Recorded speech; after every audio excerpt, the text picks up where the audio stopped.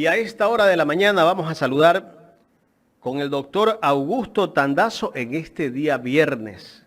No es el día habitual que siempre está el doctor Tandazo, pero no podemos dejar de tratar un tema tan importante para el país sobre el oleoducto de crudos pesados, el atraco más grande realizado al Ecuador. Doctor Tandazo, buenos días, bienvenido a Ecuador en Directo. Buenos días, Jaime. Buenos días, ciudadanía que se conecta con Ecuador en Directo para tratar un tema de tanta trascendencia para el Ecuador, porque están a punto de cocinar algo muy grave contra el Ecuador. Pero antes, permítame 2 minutos tratar algo de lo que usted trató con Pablo Dávalos. Lo siguiente, o sea, ustedes lo manifiestan, y también el economista Dávalos, que hay cosas más graves en la ley de reforma tributaria. Pero lo que está sucediendo es grave, es sumamente grave. ¿Por qué razón? Porque no se olvide que la Constitución considera y plantea y lo consagra como un principio constitucional la igualdad formal y material de los ecuatorianos. Eso es importante, eso es de fondo. O sea, no pueden haber empresas que paguen impuestos y empresas que se les perdonen los impuestos, se les perdonen los intereses y multas. No puede haber, porque están castigando a los que sí pagan. Entonces, es un precedente funesto que se vuelve a repetir con el gobierno de Lasso, el gobierno de Moreno, y ahora se estaría repitiendo, de lo cual serían corresponsables los legisladores actuales también. Entonces, aquí no cabe que pongamos un articulito que siempre que sean parientes, que sí, eso es grave. Pero aparte de eso, no puede haber 2 tipos de ecuatorianos, 2 tipos de empresas, la que paga y a la que le perdona los intereses y las multas. Después de determinado tiempo, cuando ya con esa plata que no pagaron, ya la jinetearon, como es el argot del sistema financiero, y le hicieron trabajar, y después te pago lo que te debo, sí, pero yo no te pagué a tiempo y por lo tanto yo me beneficié de no pagarte a tiempo. Entonces, un tema sumamente grave. Y otra, el artículo 11 de la Constitución dice que no puede haber discriminación por temas de edad. ¿Cómo puede ser, señores legisladores, que digan que esto es para generar trabajo entre los 18 y 29 años? ¿Y el que tiene 30 años qué? ¿Y el que tiene 35 qué? ¿Y el que tiene 40 qué? ¿Y el que tiene 50 qué? ¿Y el que tenga 60 igual y etc.? O sea, solamente ese segmento, discriminación por tema de edad, prohibido por la Constitución. Entonces, actúen en consonancia con la norma constitucional. Actúen en consonancia con la norma constitucional. Eso nada más como un abreboca, porque están tratando estos temas y me aterra que salgan con un domingo 7. Eso nada más. Doctor, como un anticipo, para los que han hecho esta reforma, los que tienen esa reforma, seguramente los que tienen, nosotros no comemos. Claro, no comemos, o sea, los de pero 18 a 29 es una años. medida politiquera para ganar votos en los jóvenes. O sea, pero además no se va a generar gran empleo para los jóvenes, pero bueno, por lo menos hacen la laraca. Hacen la laraca de que por ahí van. Pero le quiero anticipar una cosita tercera que no la dijeron, que es el delito de peculado. El delito de peculado es aquel delito que dice que se comete también, porque tiene varios tipos penales, cuando se trabaja desde el servidor público, y el presidente de la República también es presidente, también es servidor público, se trabaja en beneficio propio o de terceros. Escuchen, asambleístas, como ustedes no han recibido una clase básica de derecho constitucional, ni derecho tributario, ni derecho X económico, ahí les va. Ese peculado. Entonces no es un tema de solamente, pongamos la excepción, pero además el solo hecho de poner la excepción, están demostrando que ellos son conscientes de que existe un grupo, el grupo exportador más grande del Ecuador que le debe dinero al SRI. Y entonces, ¿qué han hecho para pedir explicaciones sobre esto a quien ostenta la primera magistratura? Nada. O sea, están como tratando como niña bonita, con pinzas, con algodoncitos el tema. Vayan al grano, no solamente digan, no pueden los familiares beneficiarse, sino ¿por qué usted tramita una ley para beneficiarse usted y a sus relaciones de consanguinidad? Así se habla en el Ecuador, castellano. No se habla así en esperanto, tratando de que le entiendan. Es el tema, directo y al mentón. Bien, doctor. Ahora sí vamos al tema. El OCP, Oleoductos de Crudos Pesados, esta obra que la hizo el gobierno de Noboa o la concesionó. Sí, a ver, yo les había pedido a la gente tan linda y tan amable que nos sigue, que en la medida de lo posible, siempre es bueno, es una costumbre que a mí me la enseñaron hace 40 años, papel y lápiz, porque a veces se van las ideas de la mente, pero si uno las va escribiendo y las va refrescando, entonces ya queda una enseñanza o queda algún elemento como para analizar. A ver, primero, cómo después al final vamos a ver las consecuencias de lo que quieren renegociar este contrato, lo cual no se puede.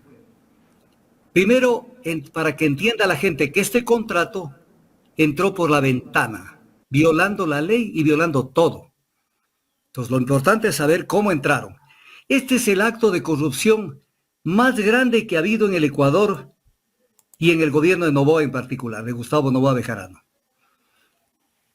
Al 11 de marzo de 1999, y antes de esto, cuando se firma el memorándum de entendimiento entre el ministro de Energía, escúchenme bien quién firmó, el ministro de Energía René Ortiz, que es uno de los dos del dúo dinámico de las privatizaciones, René Ortiz Durán, que es el hermano gemelo en materia de privatizaciones de Fernando Santos Alvite, porque es lo que son, hermanos gemelos, porque es el dúo que está en todo, se enrocan, el uno está dentro, se cambian y ahí están. El marco jurídico a la fecha del memorándum de entendimiento que se firma, ¿qué es lo que dice? A la fecha de marzo de 1999, porque ahí comenzó el desmadre y ahí comenzó el atraco. ¿Qué decía la ley de hidrocarburos? Artículo 19. La adjudicación de los contratos a lo que se refieren los artículos 2 y 3 de la ley se realizarán mediante un sistema especial de licitación. ¿Hay alguna duda? Ninguna. Licitación. Y en el artículo 3 de la ley estaba el transporte de hidrocarburos por oleoductos.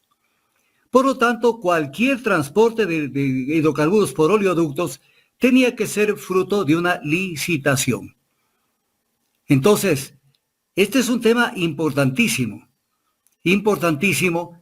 ¿Por qué razón? Incluso había el reglamento del sistema de licitación que establecía que cuando por iniciativa propia, en el artículo 4, se haya propuesto operar o construir un oleoducto independiente del SOTE, este proyecto sirve de base para convocar a una licitación. O sea, de la licitación no se salvaban. Licitación por todo lado. Incluso el reglamento de la ley de modernización, la misma ley de modernización, hablan de licitación. Entonces, esto es importante tomarlo en consideración. Incluso tenía que previamente a tomar cartas en el asunto, tenían que también el Comando Conjunto de las Fuerzas Armadas pronunciarse sobre la necesidad de la obra y su conveniencia para el país. ¿Por qué? Por el tema de seguridad del tema de los oleoductos. Y tenían que, de acuerdo al artículo 81 de la Ley de Hidrocarburos, las Fuerzas Armadas emitir un dictamen correspondiente justamente sobre los contratos para explotación de hidrocarburos y las rutas de oleoductos. Obviamente que es previo, no le van a hacer que dé la bendición cuando ya todo esté hecho. Con base en esto, ahora ya tenemos los antecedentes. Conclusión de los antecedentes. Cualquier tema en transporte de hidrocarburos era mediante licitación. Punto. Sucede que el 11 de marzo del 99, el ministro Ortiz, René Ortiz Durán, la pareja exitosa de las privatizaciones de Fernando Santos Alvite, sucede que firma un memorándum de entendimiento con 4 empresas petroleras que tenían a su cargo exploración y explotación de hidrocarburos para la construcción. El memorándum es para la construcción y operación de un oleoducto, dice, de un oleoducto privado O sea, en este país es increíble la ignorancia y también el desconocimiento de la normativa y de la doctrina del derecho. Un oleoducto jamás va a ser privado, jamás, porque es una obra pública y lo demostraré en su oportunidad. La obra es pública en gestionamiento privado, que son dos cosas diferentes. Porque el transporte, como cualquier otra obra, son obras públicas. Voy a poner un ejemplo, una carretera que se concesiona. No es que la carretera le pertenece a Panavial, por ejemplo. Es una carretera que es una obra pública en concesionamiento a Panavial. Pero no es un oleoducto privado. Pero aquí viene un tema. El ministro de Energía se salta la licitación y de entrada les dice que ellos pueden construir el oleoducto y que les autoriza a continuar con el tema. Se limpió, y ustedes saben dónde se limpió. Se limpió con la normativa de hidrocarburos y entregó directamente una adjudicación. Pero además hay otra cosa. El artículo 3 de la ley de hidrocarburos, que regía a esa fecha, decía que el transporte de hidrocarburos por oleoductos serán realizados por Petroecuador o por empresas nacionales o extranjeras de reconocida competencia en esas actividades. ¿Qué quiere decir? Que a las únicas personas, a las únicas empresas o a la única empresa que le podían haber autorizado es a una empresa especialista y con experiencia en transporte de hidrocarburos por oleoductos. Las empresas a quienes se les dio este concesionamiento eran empresas de producción de hidrocarburos. Es como que a una empresa de transporte de hidrocarburos le encargue que haga una refinería. Es otra fase de la industria. O sea, esto no se podía haber hecho. Otra violación que cometieron con la ley. Una violación fea, flagrante.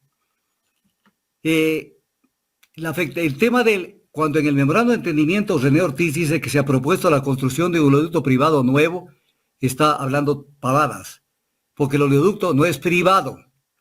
Y eso consta hasta el día de hoy en la ley de hidrocarburos, que es una salvajada y es una violación a la doctrina del derecho. Siguiente. Les conceden que se utilice la misma ruta del Sote hasta el puerto de exportación de Balao. O sea, ¿por qué lo hicieron? Por hacerlo lo más rápido, pero también, pues, por ahorrarse todo lo que era indemnizar y expropiar terrenos para llevar esa ruta por otro lado.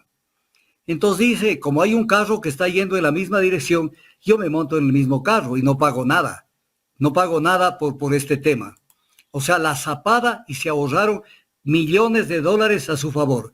Pero con un agravante de que el geólogo Yepes, de la Escuela Politécnica Nacional, tan conocido en el Ecuador, en algún momento hizo una intervención diciendo que esa ruta debería ser revisada, conocida y analizada, porque es una ruta de riesgo sísmico. Y por eso nos da permanentemente problemas.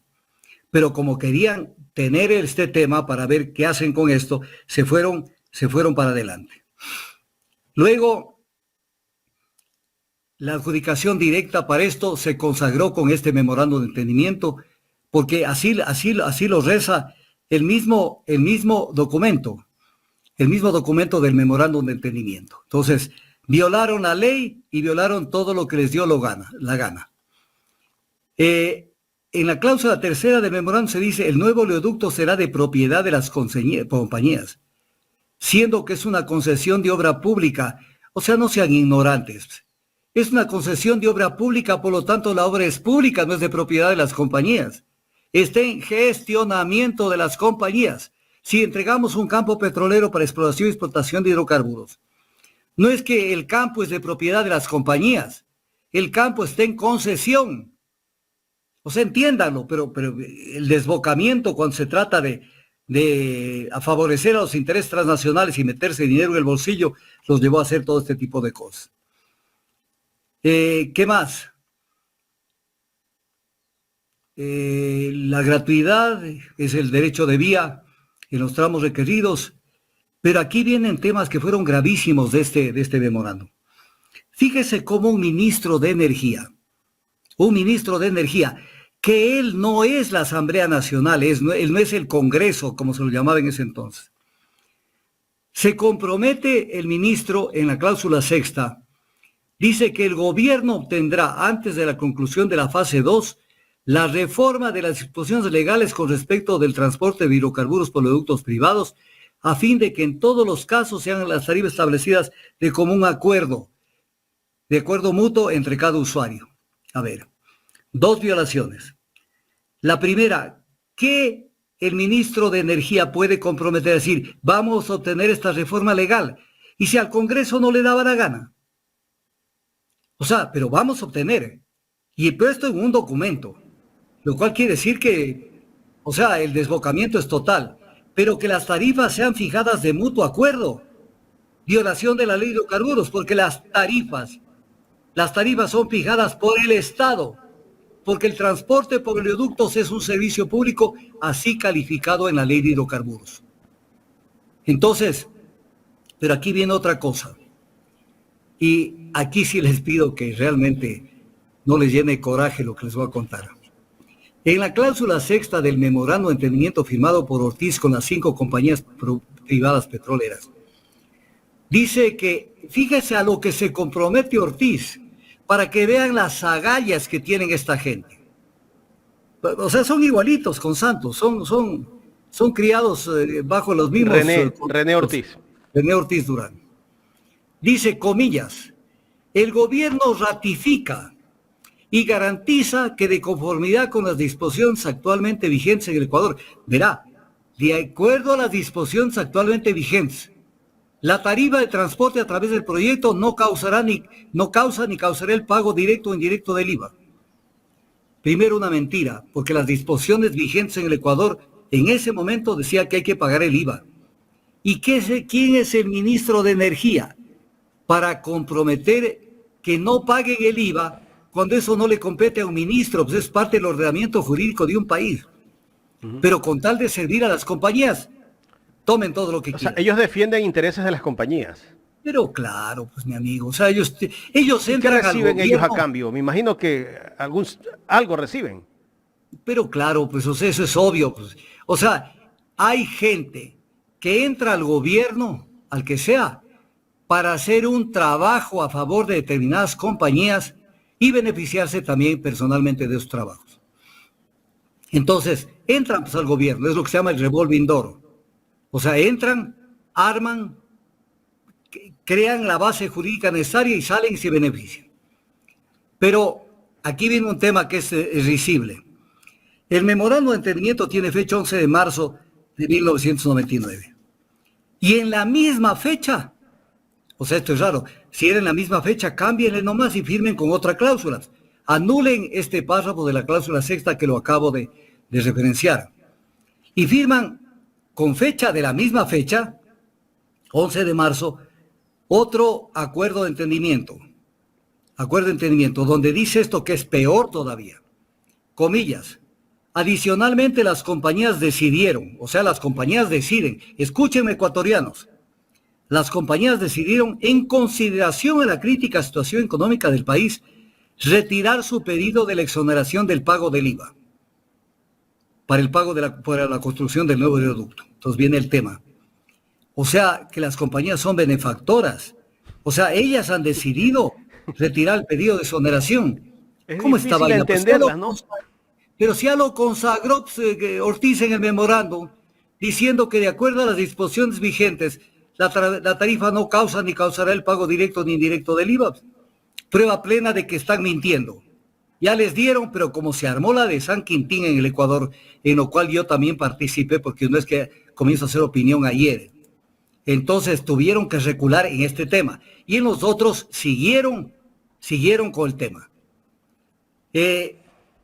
No solamente es esto, sino que les daban otro tipo de posibilidades de que aparte de esto puedan hacer inversiones en otras actividades, todo en violación de la ley. Viene el tema y la presión que hacíamos era tan fuerte que ese memorándum estaba condenado al fracaso como memorándum ya se dio cuenta el gobierno de Noboa que le sustituyó primero Maguad sale en varias declaraciones de prensa, que las tengo a todas, donde prácticamente reconoce que esto ya es una adjudicación. Voy a poner un ejemplo. Diario El Comercio, edición 13 de noviembre de 1999. El presidente Yamir Maguad anunció que el consorcio William Techin, que es el que trabajó para las 5 compañías, construiría el nuevo oleoducto Crudos Pesados. Y Ger Vickers, principal de la petrolera Arco, señaló a este diario que el consorcio, o sea, el consorcio de las 5 compañías, tiene un convenio de exclusividad, el memorándum de entendimiento para la ejecución de esta obra. Más claro no canta un gallo. Se estaba adjudicada la construcción a estas 5 compañías y el que iba a construir a Techin y con un convenio de exclusividad, violando la ley de hidrocarburos que decía que en esto tiene que haber licitación. Cuando se dan cuenta que esto era imposible que siga caminando, incluso, mire usted esto, esto es gravísimo. El 30 de septiembre de 1999, todavía estaba Maguad en el cargo. Las compañías le mandan una carta al ministro de Energía. Y en esta carta, escrita en inglés además, le dicen en castellano que la decisión final de construir el oleoducto dependerá, mire esto, de la habilidad del gobierno, the ability of the government to meet its commitment under the memorándum de entendimiento. La habilidad del gobierno para poner en vigencia los términos del memorándum de entendimiento. O sea, más claro no canta un gallo. O sea, dice, refórmeme la ley para adecuar la ley a lo que ya está escrito.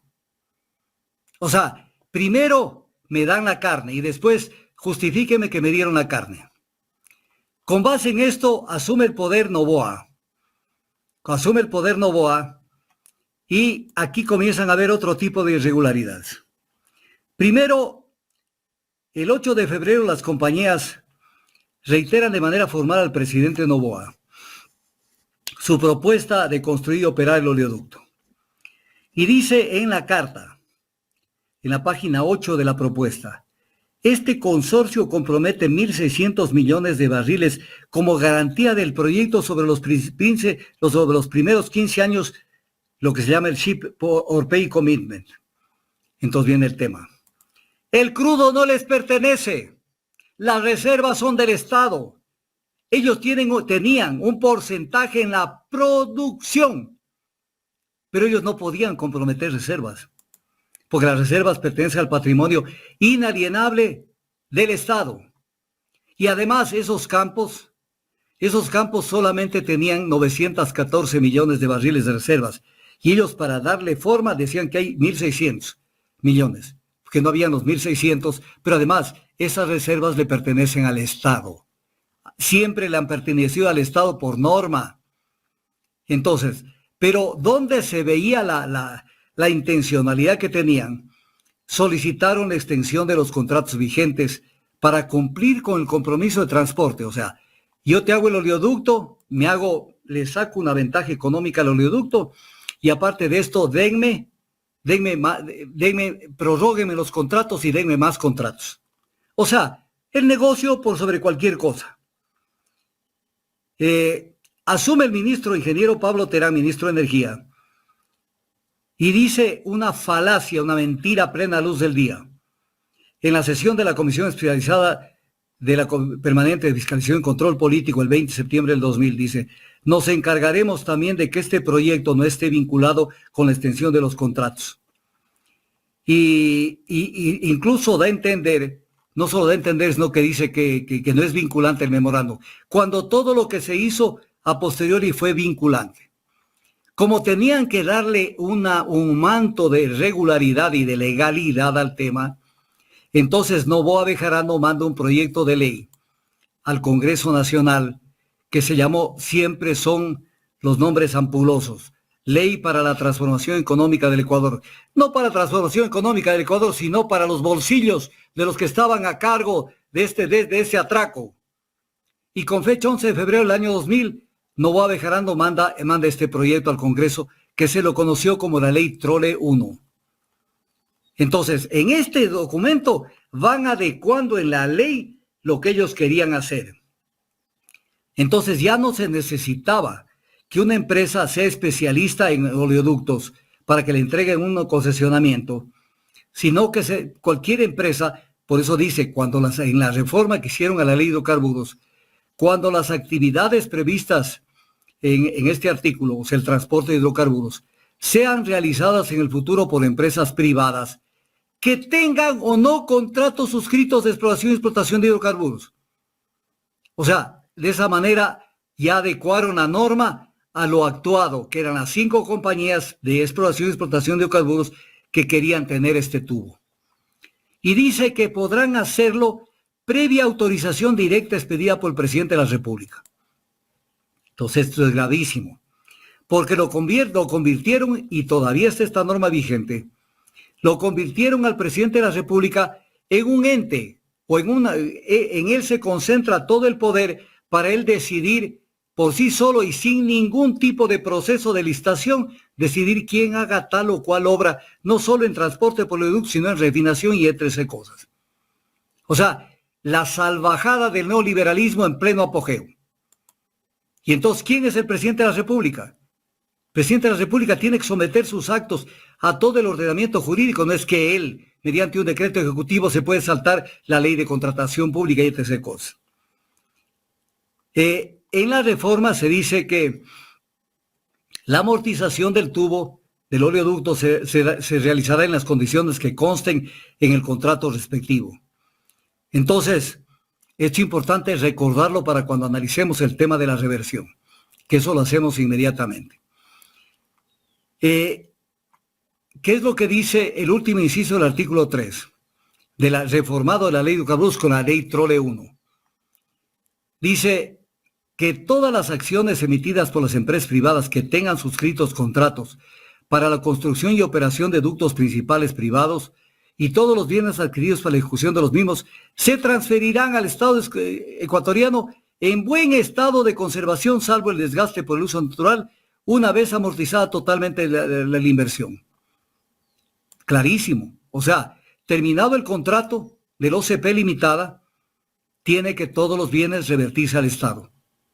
Y entonces es lo que están tratando, de que se prorrogue el contrato para que siga la vaca dando leche, de la que se beneficien gente que no tiene por qué beneficiarse privadamente de esto.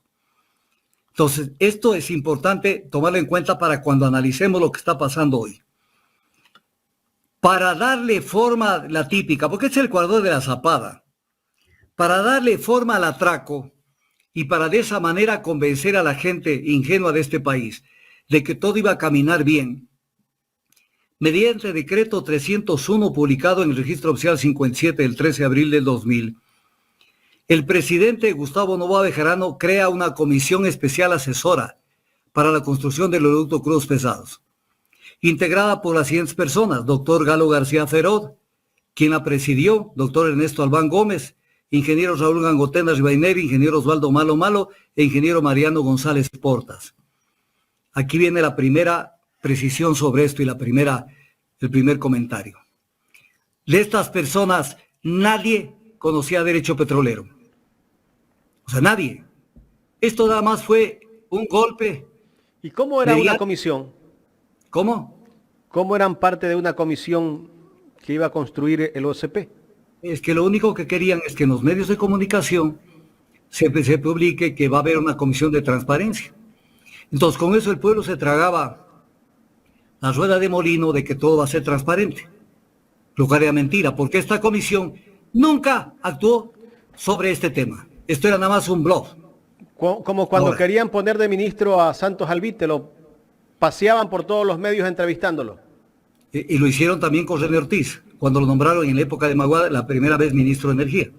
Lo mismo. Todo está armado para que después caiga de la mesa trozos de pan y trozos de alimentos y que se los engullan a la gente que trabaja para ese tipo de contratos.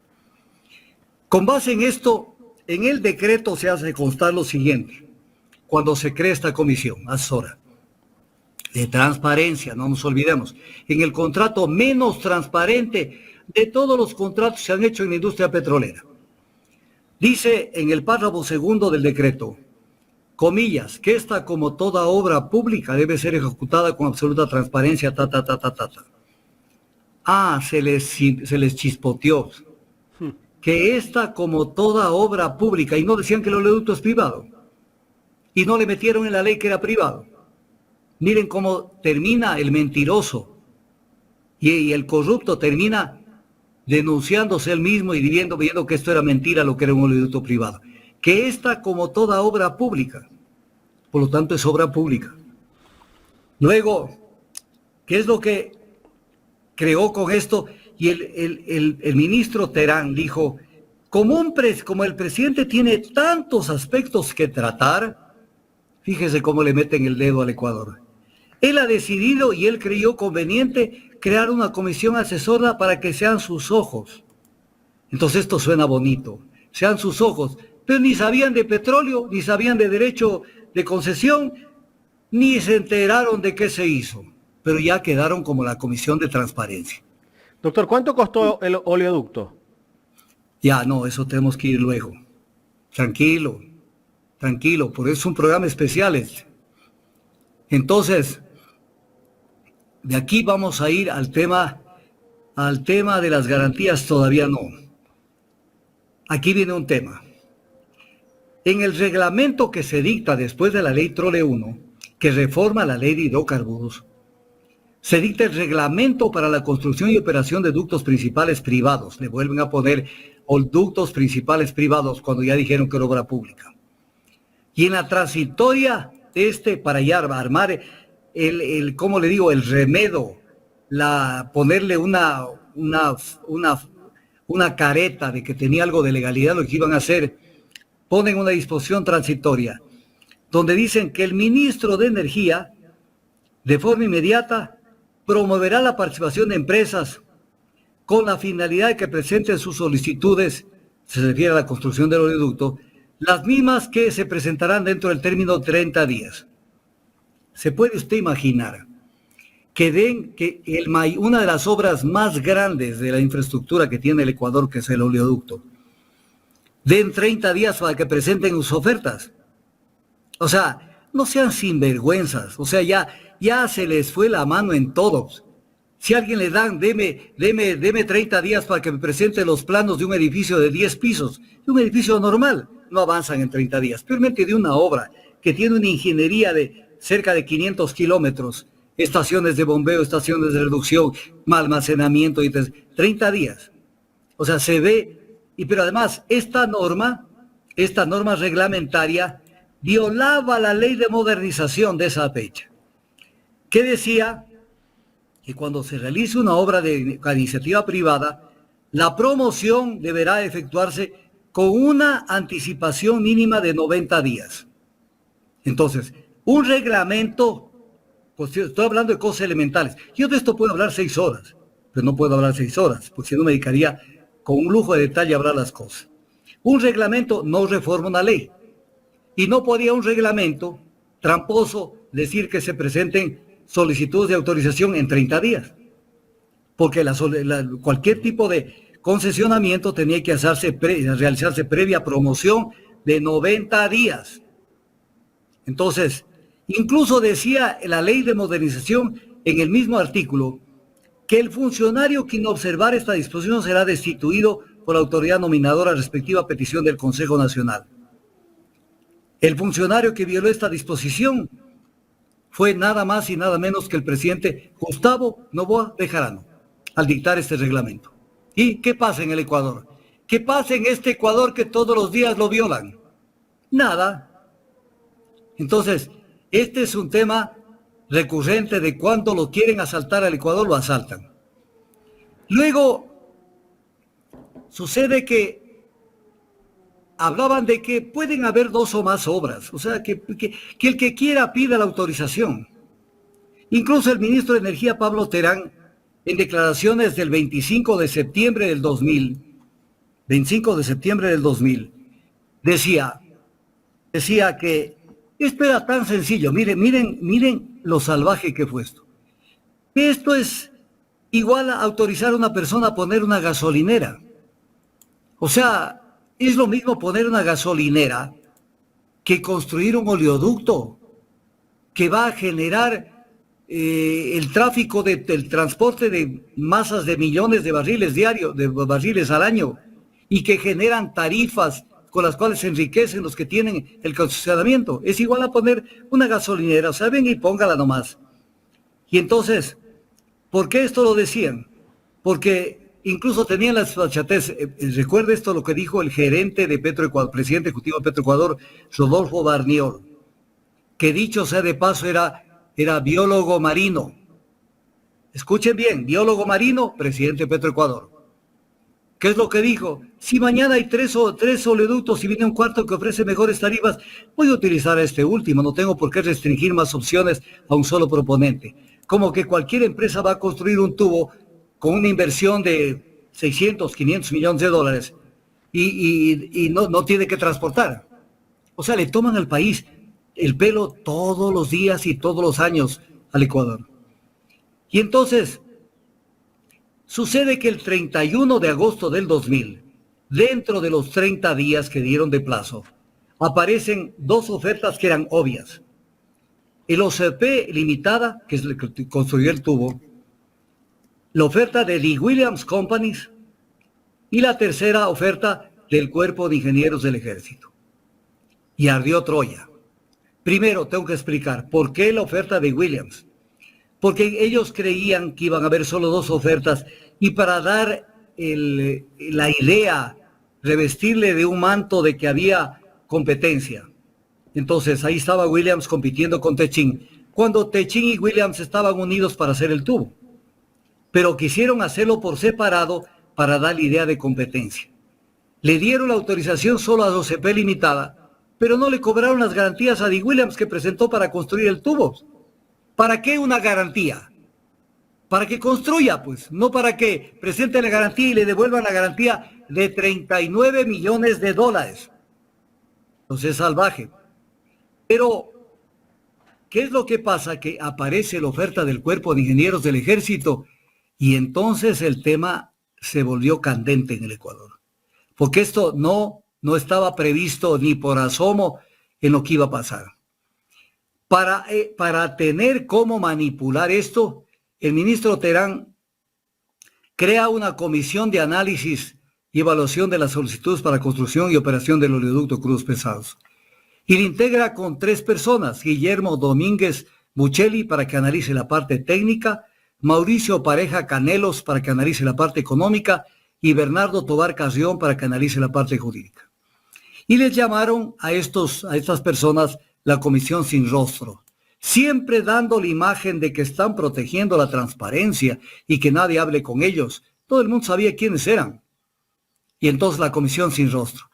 Entonces, con base en esta comisión, elaboran un informe, esta comisión.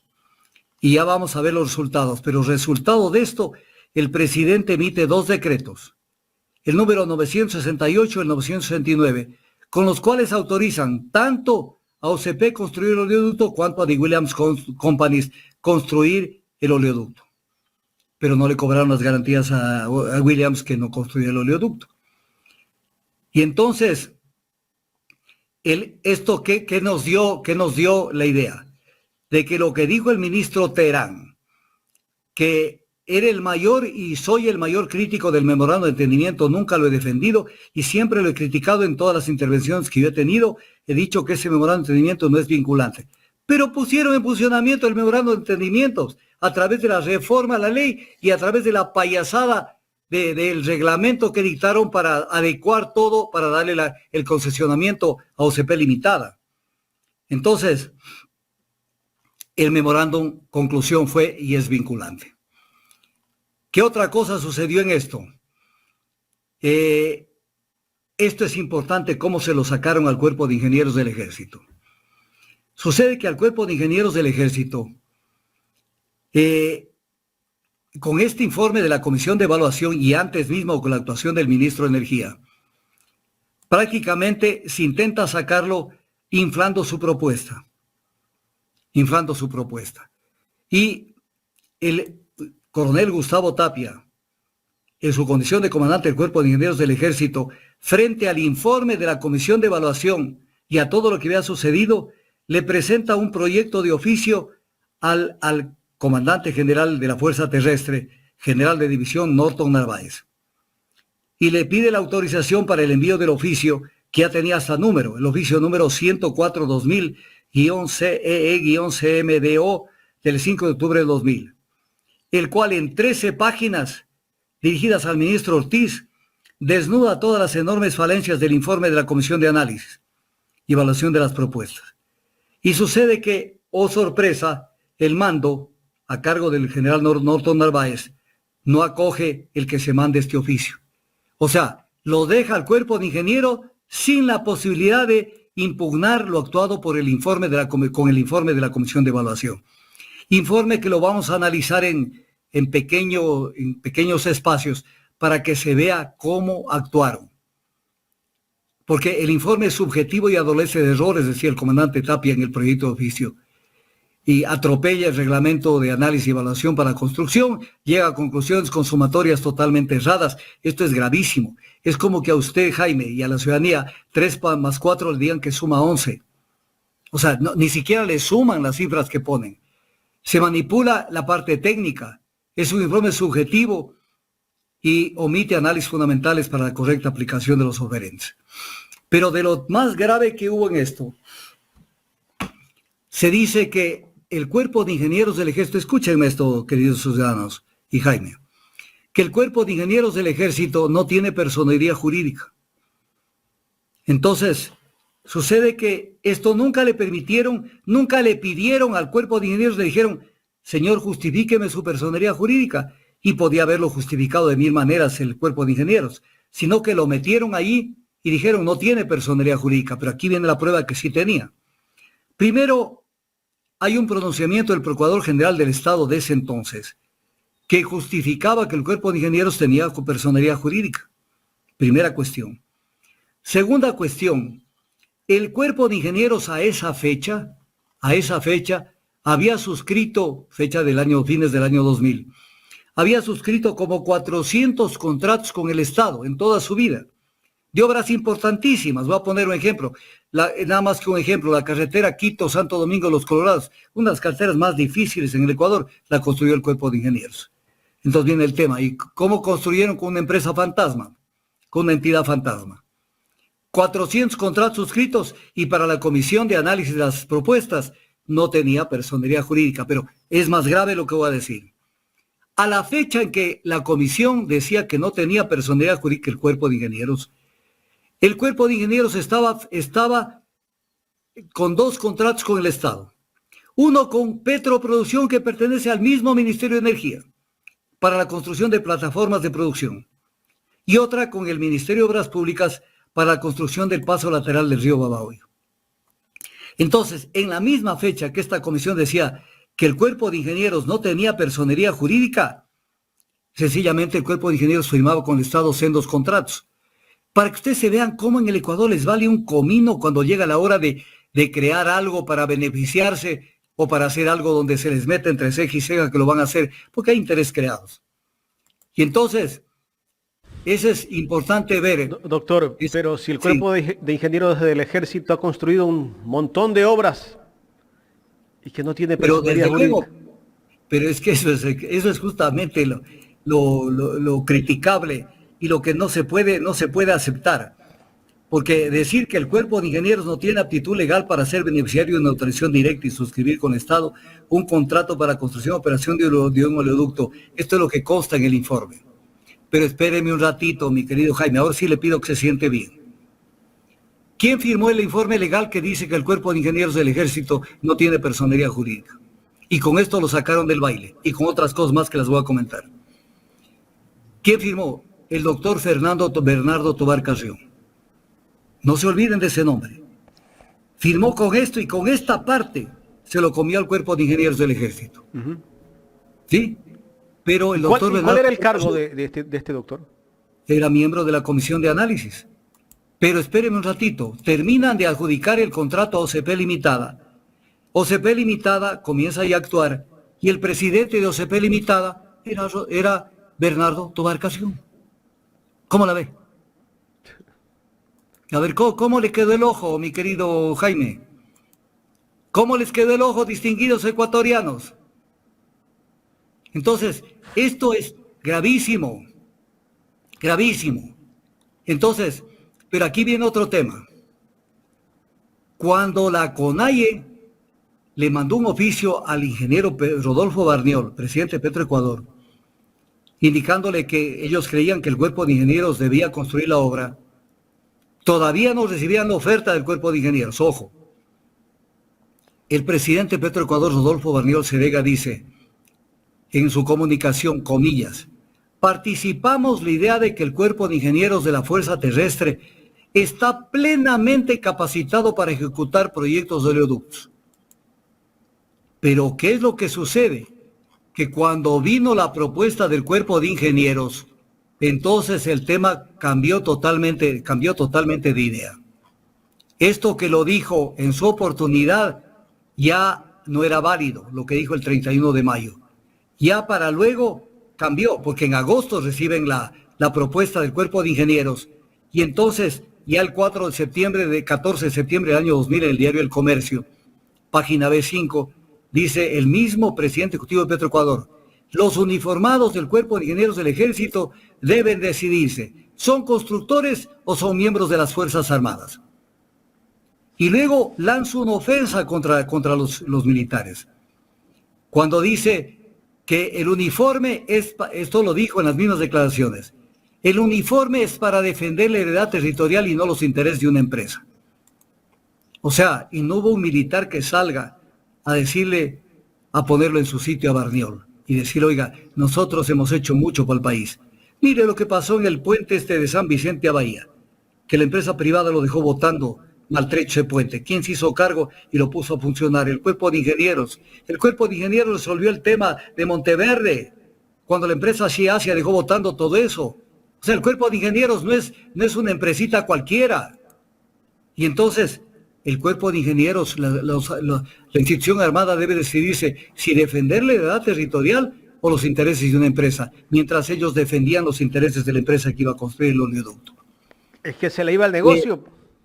Pero claro, pues, entonces, es más, durante el gobierno de Alarcón, Fabián Alarcón, se encargó al cuerpo de ingenieros del ejército la ampliación del actual sistema del oleoducto transecuatoriano SOTE, del otro oleoducto. Pero esto no pudo efectivizarse porque el cambio de gobierno al presidente Manuel Baguar cambió de dirección al tema y ahí dejaron sin efecto esto para pasar a entregarlo al sector privado.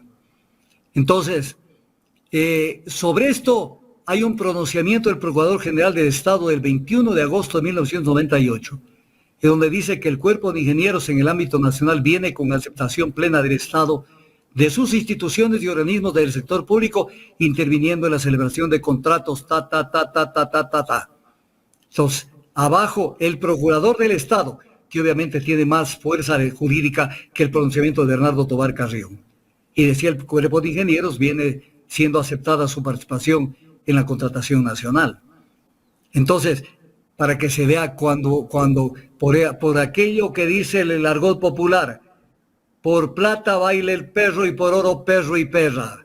Doctor, ¿quién era el procurador en ese entonces? No recuerdo, pero es de Guayaquil. Yo tengo el documento y todo. No me acuerdo el nombre exacto. Ya me voy a acordar. Procurador General del Estado. ¿Contralor? No había. Sí no, había. Claro que había. Los contralores siempre miran para otro lado. Ellos no miran esto, no miran nada. La Contraloría tenía que auditar esto también. Pero hijito, la Contraloría se adapta a lo que se ha hecho, porque ellos son un peaje que hay que pasar y también saben que por ahí algunas galletitas caen. Y entonces, ahora, anormalidades presentadas en el análisis. Vamos entrando a un tema súper candente. Que es el siguiente. Las solicitudes presentadas por los 5 oferentes. Entonces, la solicitud de OCP Limitada era por, escuche, aquí sí papel y lápiz, es obligatorio. La solicitud de OCP Limitada era de 800, contemplaba una erogación de un presupuesto de 899 millones de dólares. Eran 900 millones. Es como cuando le venden algo en un almacén y le ponen 19.90 en vez de decir $20. 899 millones, 900 millones.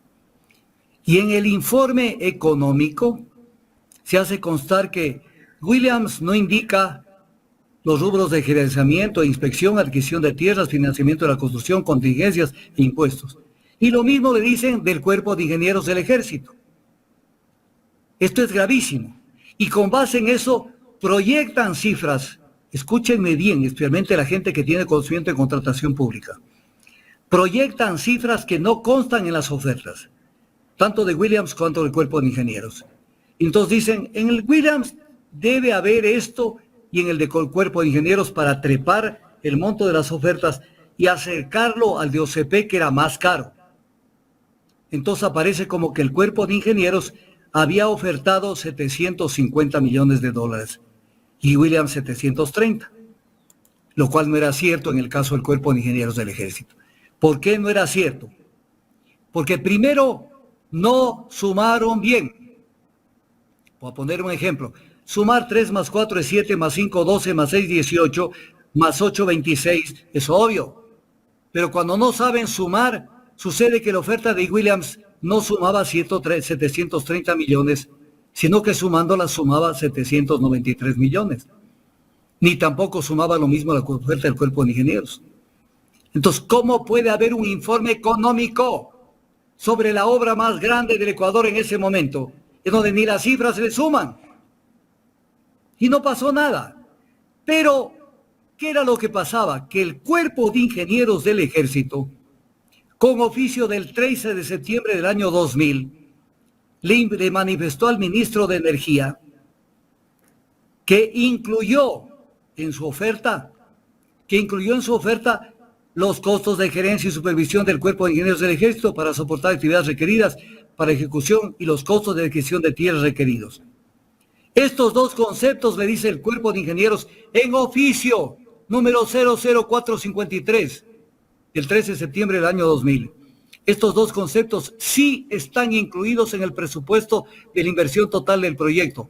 Entonces le dice, no podían haber incluido estos dos conceptos cifras antojadizas. Eso constaba también en el proyecto de oficio que le mandó, que le iba a mandar al ministro de Energía. El uno que sí le mandó, diciendo que están integrados en el valor total de la construcción, estos rubros, y el otro que sí le manifestaba, le ratificaba que sí están incluidos. Entonces, y además le incluyeron una cifra arbitraria de financiamiento que estaba incluida dentro y contingencias que estaban incluidos dentro del tema. Entonces, cuando uno suma realmente las cifras reales, cuáles deben haber sido las cifras que sean recogidas por la Comisión de Evaluación y por el ministro Pablo Terán, son las siguientes.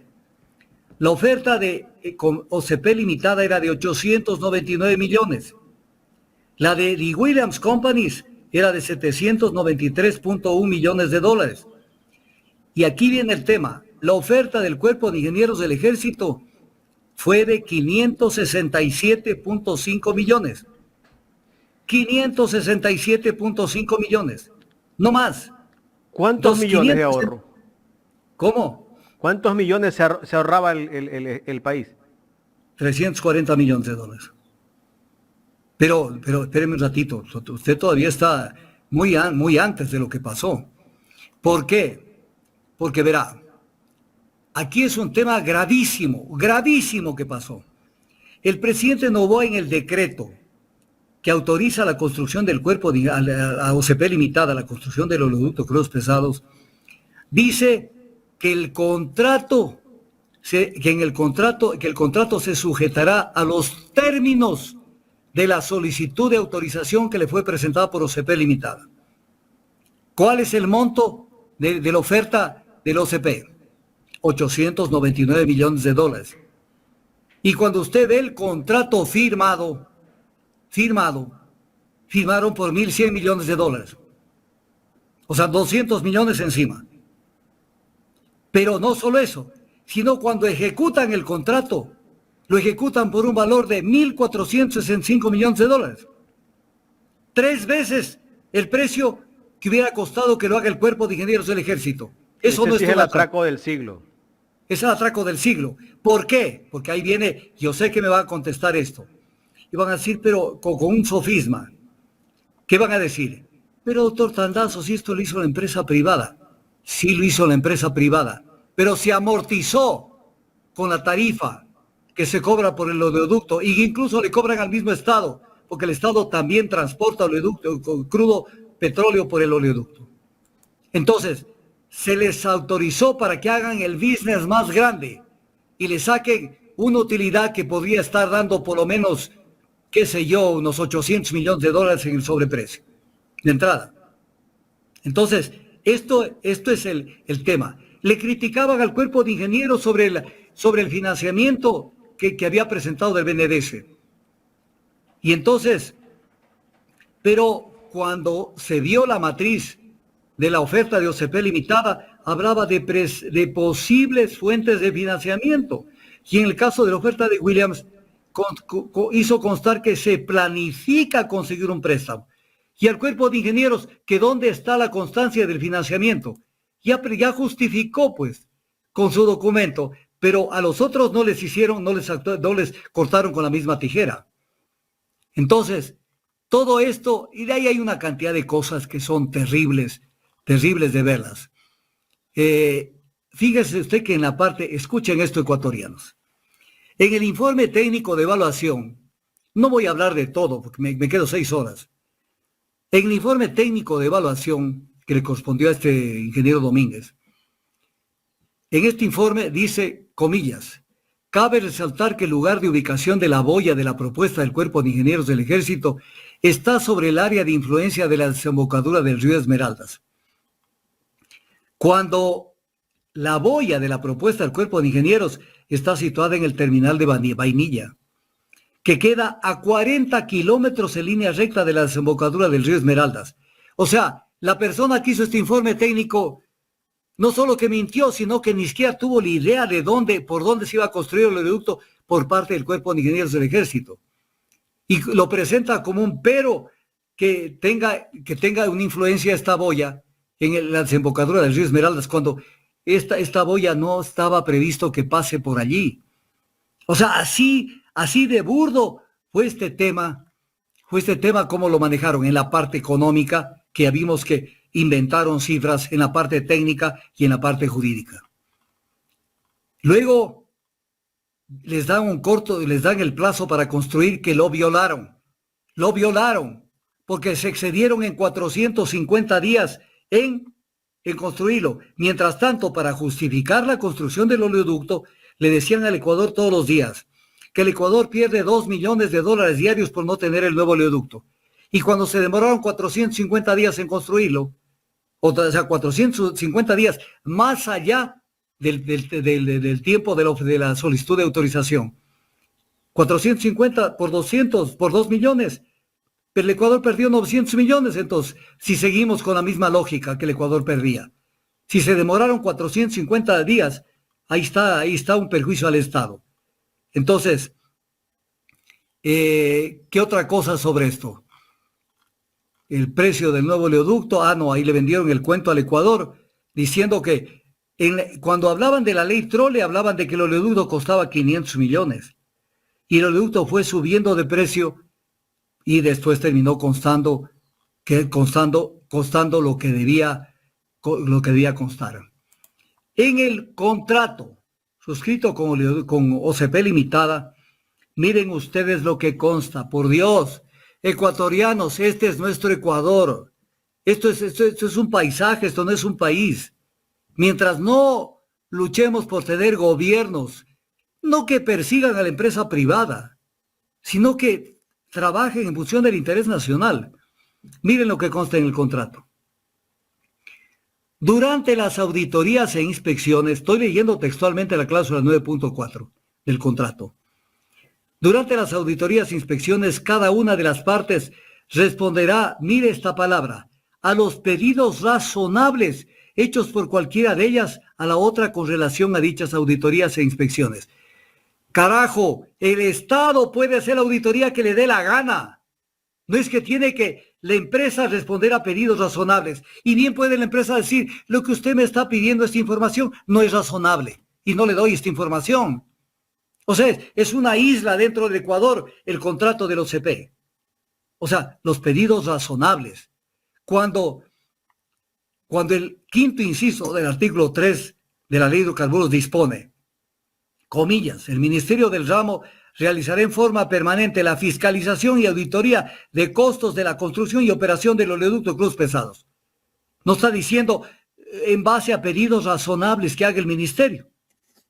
O sea, aquí en el Ecuador, a la hora de redactar contratos, de redactar proyectos de ley, los que redactan las leyes o disponen cómo hacérselo son exactamente las mismas compañías. Luego, ya en el contrato de construcción se hace constar que iremos, en caso de controversias, a someternos al CIADI, al Centro de Arbitraje del Banco Mundial. Cuando ni siquiera el Ecuador a la fecha de la firma del contrato había ingresado al CIADI. O sea, por favor, ecuatorianos, yo no estoy inventando nada. Y esto está aquí. Y esto así se lo hizo a este contrato que se vence ahora en enero del 2024 y que lo quieren prorrogar. Entonces, todo esto es gravísimo en términos de lo que está pasando. ¿Qué más sobre esta cuestión? Hay montonera de información adicional, pero no quiero cansar a los televidentes. ¿Qué otra cosa importante? Aquí es importante. En el decreto que se autoriza a oleoductos de crudos pesados la construcción del oleoducto, se dice que con la debida antelación al término del plazo contractual, el plazo termina ahora en enero del 2024, y eso que fue prorrogado por Ortiz, se deberá presentar un inventario del estado de la compañía autorizada y sus bienes, señalando activos y pasivos de la compañía, cuyas acciones deben, no dice podrían, deben ser transferidas al Estado al término del plazo contractual. Eso consta en el decreto de autorización de la construcción. Entonces, y comenzó a hablar Fernando Santos de un tiempo acá que sería bueno prorrogar ese contrato, que no tenemos dinero para hacer una variante, que no sé qué, buscando cómo hacen otro business con este tema. Y luego en el artículo 2 de este mismo decreto, dice que en el contrato debe estipularse que el Estado no garantiza la rentabilidad del negocio. Y en el artículo 4 dice, las acciones emitidas por la compañía, a que se refiere el artículo 3 del presente decreto, y todos los bienes afectos a la construcción y operación del oleoducto principal privado, una vez concluido el plazo contractual que se pacte en razón del tiempo previsto para la amortización del total de la inversión, se transferirá al Estado ecuatoriano en buen estado de conservación y operación, salvo el desgaste por el uso normal. Para estos efectos, el contrato establecerá la metodología de tiempos requeridos para la amortización. Pero, ¿qué es lo que dice la ley de hidrocarburos? Ya estamos entrando a la fase actual. Y aquí sí, por Dios, pilas. Pónganse pilas. La ley de hidrocarburos dice que todas las acciones y todos los bienes adquiridos, en este caso por OCP Limitada, se transferirán al Estado ecuatoriano en buen estado de conservación, salvo el desgaste para el uso normal, en los términos y condiciones que constan en el contrato respectivo. Ya vamos a ver qué es lo que dice el contrato. El artículo 29 de la Ley de Hidrocarburos dice, al término de un contrato para fines de transporte por oleoductos, el contratista asociado deberá entregar a la Secretaría de Hidrocarburos sin costo, esta es la palabrita del millón, sin costo, o sea, $0, y en buen estado de conservación, o sea, que esté funcionando, las propiedades, maquinaria, instalaciones, equipos y demás bienes adquiridos para los fines del contrato. Entonces, esto es obvio. Esto es obvio. Eso es lo que se llama la cláusula de reversión, que consta actualmente incluso en la ley y que constaba cuando fue suscrito el contrato. En el mismo decreto también consta lo mismo, el decreto de autorización, y en las cláusulas contractuales. Mire lo que dice la cláusula contractual, cláusula 3.2. Para el cumplimiento del objeto de este contrato, la compañía, por su cuenta y riesgo, deberá diseñar, construir, tener en propiedad, instalar, operar y mantener y administrar el oleoducto y prestar el servicio público de transporte de hidrocarburos de conformidad con los términos y condiciones de este contrato, asumiendo las obligaciones que le son inherentes y la responsabilidad y riesgo de la inversión, sin comprometer recursos públicos en ningún caso. Esto es, sin que el Estado ni ninguna entidad pública tengan que efectuar inversión de capital, ni otorgar o garantizar ningún crédito o contrato requerido para dicho propósito o de cualquier otro modo. El Estado no garantizará la rentabilidad del proyecto. Esto es importante. ¿Qué quiere decir? Que la concesión, voy a ponerles un ejemplo, a una compañía le da en concesión una carretera. No puede decir, vea, lo que pasa es que hubo un derrumbe, entonces le voy a subir la tarifa. O usted fírmeme un contrato adicional donde me reconozca que voy a tener que botar un poco de tierra de la carretera para limpiar la carretera y que sigan pasando los carros. Se le entregó la concesión para que mantenga en buen estado una carretera, punto. ¿Qué tiene que hacer la compañía? Ella verá qué hace, cómo financia, porque es una inversión a riesgo del contratista. Y ellos lo único que tienen que garantizar es que el oleoducto esté transportando y esté funcionando. Entonces allí les hicieron ya una prórroga diciendo que han hecho unas inversiones. O sea, la zapada, ¿cuánto les quedó de haberle hecho este favor a la compañía? Sin embargo, esto es lo que queda. En la cláusula del contrato, mire lo que dice la cláusula del contrato. En vista de que el Estado no garantiza la rentabilidad del negocio a la compañía, el hecho de que la compañía no haya podido amortizar la inversión dentro del indicado plazo y sus extensiones, según lo antes estipulado, no dará derecho a la ampliación del plazo, incluso en el caso de que la compañía no haya amortizado. ¿Se pueden imaginar lo que es esto? Está en el contrato. O sea, lo que está diciendo que no hay ampliación del plazo, así la compañía diga que no ha amortizado la inversión, cuando la compañía ya hace 5 años amortizó la inversión. Porque es un contrato firmado para 20 años, 15 años, que es el periodo de amortización, y 5 años adicionales de dominio del proyecto. Aquí no somos pendejos en el Ecuador y en estas materias que los conocemos. Entonces, aquí no hay por dónde se vaya la compañía a decir, pero es que yo tengo que quedarme, es que todavía no hemos amortizado o cualquier otra cosa. Por eso dice el mismo contrato en la cláusula 5.2, la compañía deberá financiar a su costo y riesgo todos los gastos requeridos para la ejecución integral del proyecto. Deberá financiar a su costo, poner la plata y riesgo, todos los gastos requeridos para la ejecución integral del proyecto. Y cuando dijeron que hicieron un costo adicional, por eso les prorrogaron el contrato. Por ejemplo, la Contraloría debió haberlo analizado inmediatamente, para inmediatamente establecer responsabilidades penales por lo que se hizo. Y lo mismo dice en la misma cláusula 5.2, en vista de que este proyecto se realiza, y es cláusula del contrato, ojo, no dicen que el contrato es ley entre las partes, en vista de que este proyecto se realizará bajo riesgo y responsabilidad exclusivos de la compañía, esta realizará las inversiones y efectuará los gastos que estimen necesarios o convenientes para el cumplimiento de este contrato sin comprometer recursos públicos, esto es, sin que el Estado o entidades públicas tengan que realizar inversiones en el capital o financiar o garantizar créditos requeridos para tal efecto. Entonces, aquí está el tema. Ahora, vamos al tema actual. ¿Qué es lo que nos interesa? ¿Qué es lo que está ya circulando en el rum? Porque siempre se busca un pretexto para de esa manera sacarle jugo a lo que quieren hacer. Entonces dicen, lo que pasa es que necesitamos hacer una inversión de $200 millones y no tenemos plata. La típica, no tenemos plata, entonces estamos pensando en conversar con la compañía para ver si se renegocia el contrato. Fernando Santos. Hasta ahí llegó. Lo que pasó después está en la nebulosa, porque no sabemos. Esto fenece en enero del 2024. Por eso la urgencia de tratar este tema. A un mes y pico. A un mes. Entonces, ¿qué es lo que pasa? ¿Qué estarán cocinando? Pero aquí viene un tema. A ver, este es un análisis clarito del tema. Verá, Actualmente, ¿qué es lo que está pasando? ¿Qué es lo que, si esto entra a manejo del Estado, que debe entrar, la empresa o la entidad o la dirección o la sección de Petroecuador que maneja con más eficiencia que los CP el tema del transporte por oleoductos, que es el SOTE, el otro oleoducto, es Petroecuador. Petroecuador maneja este tubo desde va a cumplir en el año 1972, ya cumplió en el año 1972, 50 años de funcionamiento de ese tubo. Y un tubo que ya debía haber sido sustituido en partes.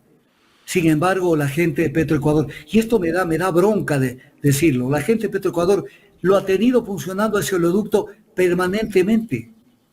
Una empresa privada ya lo hubiera botado al tubo. Claro. Y incluso voy a contar algo. Los motores Alco que sirven para las estaciones del oleoducto, reducción y bombeo, los motores Alco ya no existen. Y ellos hacen fabricar piezas cuando se dañan. O sea, deberían ser reconocidos, a ellos sí darles una condecoración al mérito y no a tanto fascineroso que le dan. Y entonces, aquí no me van a decir que si el OCP pasa a manos de Petroecuador, no lo van a poder manejar. Porque el SOTE y Petroecuador maneja mejor el oleoducto que OCP. Doctor, pues ya estarán por ahí algunos mandando sus mensajes. Pero es que es obvio, porque es la oportunidad de pegarse a la vaca a ver si de alguna teta les cae algo. Entonces, Petroecuador lo puede manejar. Ahora, veamos cifras. Veamos cifras sobre este tema.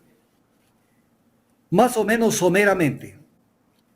La empresa privada transporta por el tubo 90.000 barriles diarios de petróleo. 90.000 diarios, 90.000 por el oleoducto crudos pesados. Tomando en cuenta la tarifa de 2.14 que pagan por el transporte del petróleo, 2.14, sucede que solamente de las compañías petroleras, si esto pasa al Estado en enero, el Estado tiene que cobrar $80 millones anuales. Anuales, 80 millones. Por el transporte. Pero como Petroecuador también transporta petróleo a través del OCP y está transportando más o menos 50.000 barriles, más o menos la tercera parte, los unos con los otros. Entonces sucede que el Estado dejaría de pagar $40 millones. Entonces, si usted analiza en un año qué es lo que le reporta al Estado el volver a tener el tubo, son $120 millones cada año. Vamos a partir de un supuesto no consentido, que el Estado tiene que hacer una inversión de 200 millones. Entonces, si le va a entrar 120 millones, 40 que se va a ahorrar y 80 que le van a pagar las privadas. ¿Qué problema hay que haga una erogación y que la amortice o la pague con las tarifas? Entonces, no tiene sentido que le metan el dedo al Ecuador. No tiene sentido. Ese tubo tiene que volver al Estado ecuatoriano, porque técnicamente lo puede manejar y porque la economía de ese proyecto le beneficia al Estado ecuatoriano. Porque las compañías sí o sí tienen que transportar crudo a través del oleoducto crudos pesados, la parte que les corresponde.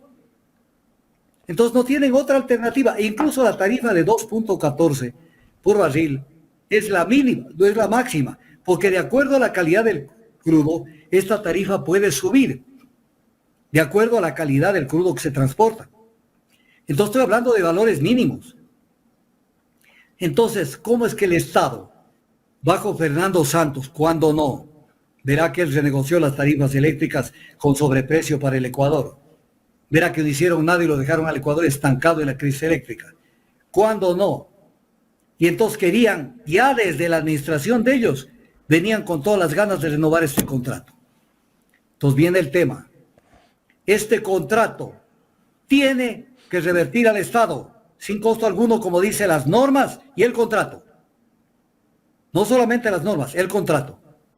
Entonces, ¿qué se van a inventar en el caso que quieran inventarse? Este oleoducto tiene que pasar a manos del Estado, porque el Estado va a ganar, no es que va a perder, va a ganar teniendo este crudo, porque va a tener, ¿acaso las compañías estas, no, imagínese usted, Han amortizado una inversión de 1.405 millones en 15 años. Una inversión que no fue tal porque no fue de 1.405. Y ahí viene el tema. Y las auditorías que deben realizarse sobre esto. Han realizado una auditoría real. Porque yo me acuerdo cuando se hizo el SOTE con Texaco. En el gobierno de Rodríguez Lara se hizo auditorías serias y profundas sobre cuánto costaba el oleoducto, en este caso el sistema de oleoducto transecuatoriano. Y ya también digo una cosa, cuando la Texaco se fue del país, en 1990, la presión era por dos lados. Una de la compañía y de los corifeos que los defienden, porque no los defienden gratis, los defienden porque les caen las migajas, pero las migajas son multimillonarias. Y entonces, ¿qué decían? ¿Cómo puede ser que CEPE de ese entonces y inmediatamente que se creó Petroecuador sea a cargo de esos campos si no tiene tecnología? Eso sería poner en riesgo la economía. Se hizo cargo Petroecuador, no votándola a la Texaco, que sería lo mismo del oleoducto Cruz Pesados, no votando la OCP, sino solamente haciendo que se cumpla el contrato hasta el último día. Llegó el último día de enero del 2024, tenga la bondad de darme la llave, y ni siquiera le voy a decir muchas gracias porque sé que se llevaron el santo y la limosna, porque ese contrato fue suscrito en la Capilla del Robo en Quito. Hay una capilla en Quito que se llama la Capilla del Robo, por si acaso. Ahí fue suscrito. Entonces, deme la llave y hasta luego. No es que se le está dando una patada en el trasero para que se vaya. Deme la llave y chao. Lo mismo pasó con Texaco. ¿Y qué pasó con el oleoducto, pues? En la época de Texaco. Los técnicos de Petroecuador, técnicos de primer nivel, que hay muchos de primer nivel en el Ecuador, manejaron el SOTE con un solo dedo. En ese tiempo era CEPE, ¿no? Mire, ¿quién se hizo cargo del tema del oleoducto? En ese entonces, el ingeniero Ernesto Grijal Varo, ecuatoriano de los más calificados que tiene el Ecuador. Manejó el tubo y le hizo todas las adecuaciones y todo lo que tenía que hacerse, pero de una manera sumamente técnica. No pasó nada en el Ecuador. Si ahora se va a OCP limitada, no pasa absolutamente nada, como no pasó cuando se fue Texaco. Pero están viendo de dónde se agarran para ver si cae un billete. Doctor, perdón que le interrumpa. ¿Cuánto le ha generado de ingresos el OCP a la concesionaria desde hace 20 años? Usted calcule más o menos 150,000 barriles por 20 y por 20 años y por 350,000 barriles y por 365 días del año. A ver, repito. Calcule usted póngale 140,000 barriles por 20 años, por 365 días y por $2 en promedio de tarifa. Y le sale la monstruosidad de lo que se ha cobrado con ese oleoducto. Sobrepasa los 2.000 millones. Mucho más. No, pues mucho más. Si usted me da un segundo, le hago un cálculo. Espéreme un ratito, converse con los ciudadanos. Sí. A ver, las personas que están conectadas, quiero agradecerles a todos los que han puesto el like y también a Julia Proaño, que hizo un super chat de $50. Muchísimas gracias para Julia. Las personas que nos pueden seguir apoyándonos con un super chat, gracias. Les agradecemos muchísimo. No se olviden también que hay un crowdfunding donde ustedes pueden hacer su aporte si no tienen la opción de la tarjeta de crédito o de débito. Hay una cuenta de ahorros en el Banco Internacional. La cuenta es 8043801. Haga su aporte, apoye a Ecuador en directo. Apoye para que usted pueda ver estos contenidos. Ahí está, 8043801. Y si no tienes opción, pues escríbanos al teléfono 0999-111-638. Está en pantalla el número de teléfono. Sigan poniendo el like o el me gusta, que de esa manera ustedes también nos apoyan. ¿Me avisa, doctor? La cifra es de 2,000 y pico de millones. 2044. En el caso de que les hubiera costado, que no les costó, 1.465 millones de dólares, se ganaron 500 millones. Pero no les costó esa cifra. Ni 1.000. Porque no puede ser que el cuerpo de ingenieros iba a ser el mismo tubo. Y les explico una cosa. El proyecto del cuerpo de ingenieros tenía más almacenamiento. Es importante ver lo que tenía más almacenamiento. ¿Por qué razón? Porque uno de los problemas que tenemos es el almacenamiento de petróleo en el Ecuador, porque no tenemos para muchos días, tenemos para máximo, embalado tenemos para máximo 10 días de almacenamiento de la producción. Entonces, a veces esa presión hace que los precios no se puedan ser debidamente negociados en el mercado internacional, el precio del petróleo. Entonces, la oferta del cuerpo de ingenieros tenía más capacidad de almacenamiento embalado. O sea, era mejor todavía técnicamente. Era mejor. Y entonces, ¿de qué estamos hablando? Pero además, dos empresas de primer lugar en el mundo, en el Ecuador. Cuerpo de Ingenieros del Ejército y Petroecuador. Les duela a quien le duela, por mucho que le tiran una campaña negra. Petroecuador es una empresa eficiente. Le cuesta producir un barril de petróleo promedio $17, mientras a una empresa privada le cuesta en promedio $36 producir el mismo barril. ¿De qué están hablando? Que dicen que tiene muchos empleados. Sí, señores, con muchos empleados produce a la mitad de lo que el Ecuador tiene que pagarle por cada barril producido a una compañía privada. Y lo mismo en el caso del oleoducto. ¿Cuánto le cuesta al Ecuador manejar el SOTE? Para las empresas privadas, el tema de producir un barril de petróleo es un gran negocio. Pues si Petroecuador le sale a la mitad de precio. Claro. Y aún así transporte. Tiene utilidad Petroecuador, ¿no? Claro. Entonces, ¿de qué están hablando? Entonces, este es el tema del oleoducto, que en algún momento se le puso este nombre. El tubo ladrón, se decía en esa época. El tubo ladrón, recuérdense. El oleoducto se le nombró con el argot popular el tubo ladrón. Y ahora quieren que el tubo siga robando, cuando puede pasar al Estado, y más bien el Estado generar ingresos con el tubo.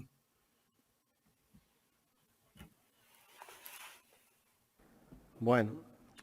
Eso es Hay mi querido personas que están conectadas y nos están llamando. Muchísimas gracias a todos los que están viéndonos. No los podemos atender porque estamos al aire. Después del programa, con mucho gusto recibimos las llamadas o los mensajes. Les agradecemos a muchísimas personas que están conectadas, que están agradeciendo este tema que hemos tratado el día de hoy, doctor. Mucha gente nos está escribiendo en el chat, en el chat y en el WhatsApp también y están llamándonos. Gracias también a Ronald Flores por el aporte que ha hecho al Super Chat. Un abrazo. Mi querido Jaime, ese análisis deberían subirlo y mantenerlo en el aire todos los días de diciembre y de enero. Va a quedar en portada, doctor. Para que el gobierno sepa que todos estamos pendientes del tubo ladrón y que no nos van a venir a meter gato por liebre o a decir es que necesitamos, no tenemos plata. ¿Cómo que no tenemos plata? Y lo que vamos a recaudar del tubo, doctor, con eso financiar cualquier cosa. Doctor, me imagino que en este momento hay algunos buitres merodeando el OCP. Siempre han estado, y los buitres siempre han estado adentro incluso. Qué cosas, ¿no? Interesante tema el día de hoy. ¿Algo más, doctor? Nada más pedirles a los ecuatorianos que estemos pendientes, porque usted se descuida un segundo y al país se los llevan al peso. Este es en brevísimo, porque yo he dictado conferencias sobre esto y una cantidad de temas. Esto con diapositivas en una conferencia, mostrando documentos para que se vean los subrayados y todo, se dan cuenta de que aquí hablamos con propiedad, aquí no hay invento. Aquí no hay invento. Al Estado le hicieron, al Estado le obligaron a que se amortice un tubo en 1.405 millones de dólares, cuando para el cuerpo de ingenieros eso no costaba más de 567 millones. Esas enormes diferencias son las que la empresa privada que viene a salvar el país, que esa es la panacea de todos los días. El espíritu de la reforma, de esta reforma, que vengan las alianzas público-privadas. Que vengan, pero que no vengan a robarnos. Gracias, mi querido Jaime. Doctor, muchísimas gracias. Nos vemos el día miércoles de la próxima semana en el análisis. Ahí vamos a tratar todo lo que ha ocurrido en el transcurso de esta semana. Hay mucha tela que cortar, pero en todo caso, Jaime, enviarme a mi mail urgentemente este link. Esta entrevista debe conocer la gente, para Claro. que estén atentos a que no vengan con sorpresas, a que nos confundir. A nosotros no nos van a confundir así nomás. Doctor, ¿y qué órganos de control deben de estar detrás de esto en este momento? Internamente la Agencia de Regulación y Control de Energía. Internamente dentro del Estado. Externamente la Contraloría General del Estado. ¿O solamente les interesa los casos chiquitos? ¿Comisión de Fiscalización de la Asamblea también?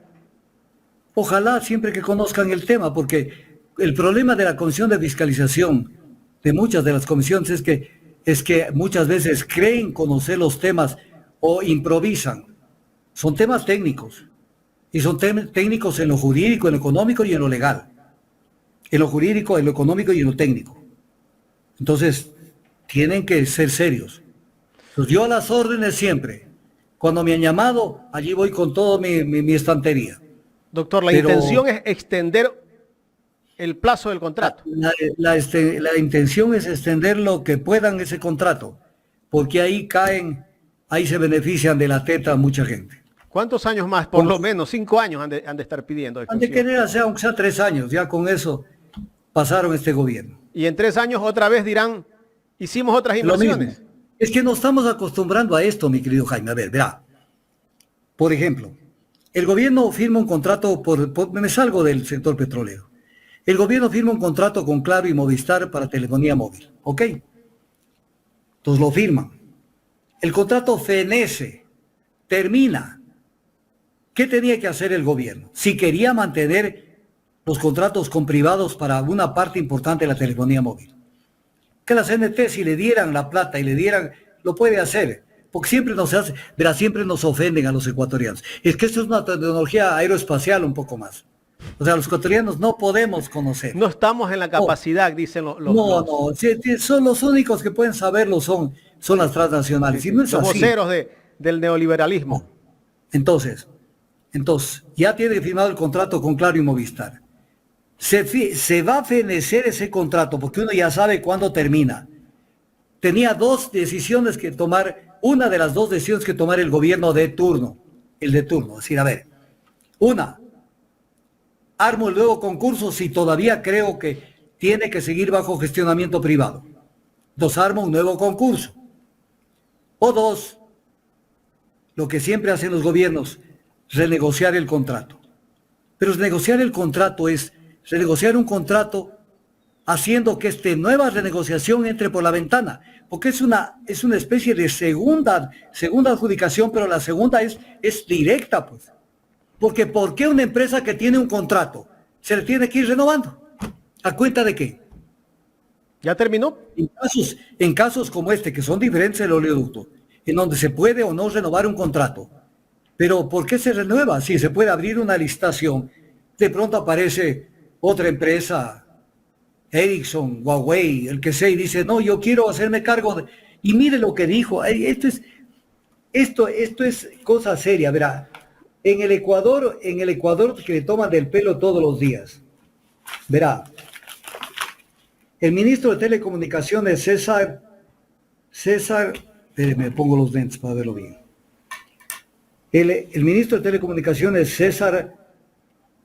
César Martín Moreno, dijo que verá, escúchenme esto, ecuatorianos, escúchenme esto, que lo más importante de la renegociación de estos contratos de telefonía es que garanticen que el servicio telefónico no sea interrumpido.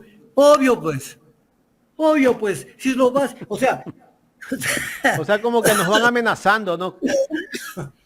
O sea, obvio pues, si el objeto central es que brinden el servicio telefónico de manera ininterrumpida. Pero lo ponen ante el periodista que les está preguntando. Vea usted que lo más importante de esta renegociación es que el servicio telefónico no sea interrumpido. Hoy deja de tomarle el pelo al Ecuador. Eso no es que no es importante, eso es intrínseco. Ahora, más allá de que se garantice esto, que es obvio que tiene que garantizar. Ahora, ¿cuáles son las condiciones económicas? Habla, papito. Habla. ¿De qué estás hablando? Recuérdese cuando Lazo se reunió con Carlos Slim. Ni bien posesionado, se fue a darle la mano a Carlos Slim cuando tuvo la visita en México. El principal dueño de lo que es Claro en todo el mundo. ¿Por qué tiene que ir un presidente a buscar a un concesionario a otro país, doctor? Usted sabe por qué. Los ecuatorianos que le están escuchando a mí y a usted. Eso no está, no está bien. Pero ¿cómo va a estar bien?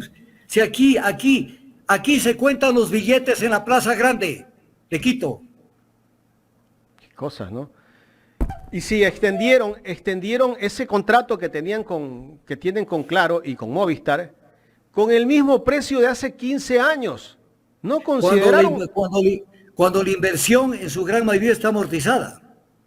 Qué cosas, ¿no? Este es el Y país. si tiene que la empresa, escúcheme, estos que no entienden el sentido del contrato, y si la empresa tiene que construir más infraestructura para dar mayor cobertura, que es una de las cosas que dicen, es que verá, lo que tenemos que ver es que necesitamos que se amplíe la cobertura a más regiones. Eso es intrínseco en el contrato, pues. Es intrínseco, pues. O es obvio, pues. ¿Acaso invertir, pues? Imagínese, partamos de este ejemplo forzado. Lo que voy a decir es forzado, para que no me tomen al pie de la letra. Es como si el Ecuador le diera servicio telefónico a 10 provincias.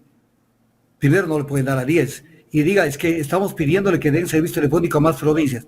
El contrato es de índole nacional, de telefonía móvil a nivel nacional. Lo que tenga la empresa que invertir para cumplir con el propósito de garantizar el servicio de telefonía está incluido dentro de esto, pues. Y decirle que el principal objetivo, que esto lo dijo en la entrevista de esta semana en Teleamazonas, el ministro de Telecomunicaciones. No, me parece que fue en contacto directo.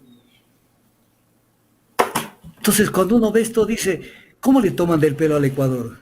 Es como que mañana digan, verá, lo más importante que le estamos diciendo a esta compañía eléctrica, por ejemplo, es que verá que no deje de suministrarnos la energía eléctrica. Es obvio, pues eso, si no, no estaría ahí la compañía. Que garantice el servicio ininterrumpidamente de telefonía. Y la gente oye y el periodista le escucha esas sabias palabras. El tema son los términos y condiciones. Doctor, ¿Y por qué renuevan? ¿Por qué es que creen que un contrato, no me refiero a los pesados que tienen su propia normativa y que tiene que terminar? ¿Por qué un contrato como los de telefonía, por ejemplo, tiene que renegociarse? ¿Por qué? ¿A cuenta de qué? ¿Por qué un contrato de exploración y explotación de hidrocarburos hay que renegociar? Si ya sacaron la inversión amortizada, ya puede manejar la producción Petroecuador y va a tener el 100% de la renta. No tener menos de la renta porque tiene que pagarle $36 a la compañía. Y si el crudo se vende a $75, descuente el transporte, descuente la pérdida por la calidad del crudo, ya está llegando a 65 o $60 y tiene que pagarle 36. ¿Cuánto le queda al Estado? $24. Eso no es la renta. Sí, porque si le descontara, si le pagara $17, tuviera 24 más de 7, $41. ¿Qué es? Matemática simple. Pero hay que renovar los contratos. ¿Cuánto cae? Están desesperados, ¿no? ¿Cuánto cae? Doctor, en el caso de las telefónicas que estábamos hablando, ahora caigo en cuenta, ¿por qué tienen quebrado a CNT? Pero es que es obvio, pues, ¿cómo le van a permitir que CNT se fortalezca? CNT lo engulla a Claro y a Movistar el rato que quiera. Es obvio, pues. Entonces, pues, el Banco del Pacífico, ¿por qué le pusieron palos en la rueda?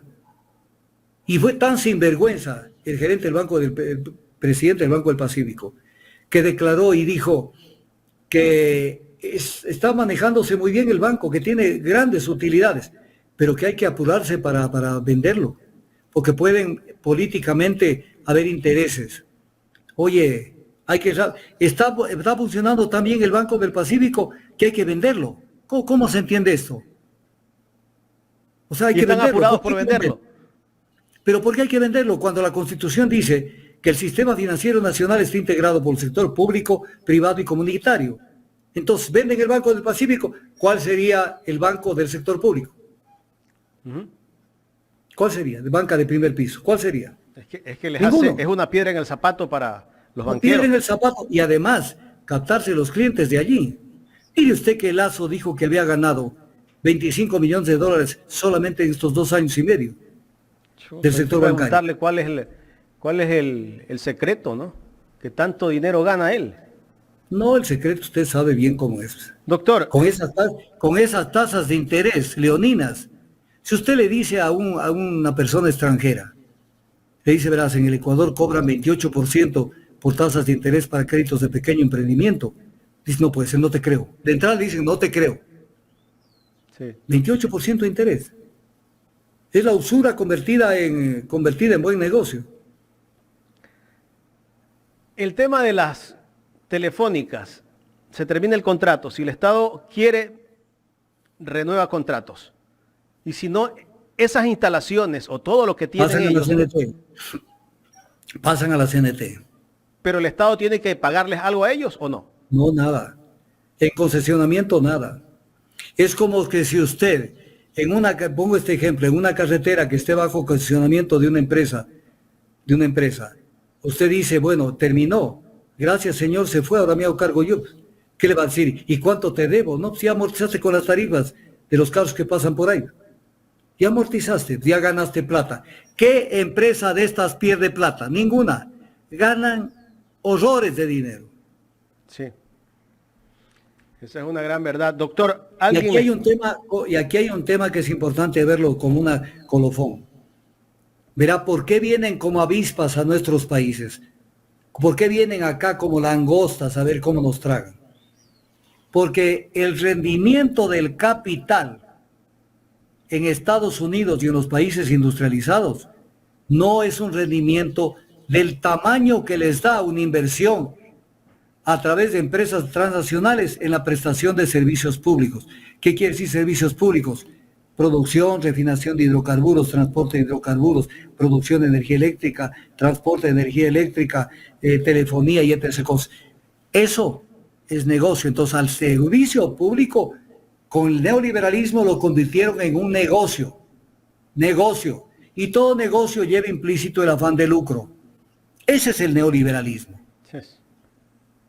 Y entonces, vienen acá. Si una persona en Estados Unidos tiene 100 millones de dólares, por poner un ejemplo, 1.000 millones, lo que sea, ¿cuánto les rinde esa plata en el mercado de Estados Unidos? 3%, 2%. Viene acá, lo invierte en una empresa que se lleva una parte de la tajada, algo, y tiene una tasa interna de retorno del 20%. Ya pues, se hizo la fiesta. Están con nuestros países son los que generan la riqueza de los países ricos. Entendámoslo, si es al revés. Nosotros somos exportadores netos de capital. Nos prestan plata en 4 años, 2024, 25, 26 y 27, en intereses y amortización de la deuda pública, se van 32.000 millones de dólares. O sea, vivimos no para financiar salud, educación, infraestructura, más centrales hidroeléctricas, no. Ya este rato vivimos para pagar la deuda. Y todo el mundo da como la gran solución, es que la deuda, y hay que generar y endeudarnos, y seguir endeudando. ¿Hasta cuándo, padre Almeida? Hay que verle la carga del peso del servicio de la deuda. Estamos hipotecados. No se llevan el Ecuador al peso porque no pueden. Pero si salimos en la época del Chulco, se nos llevan las casas.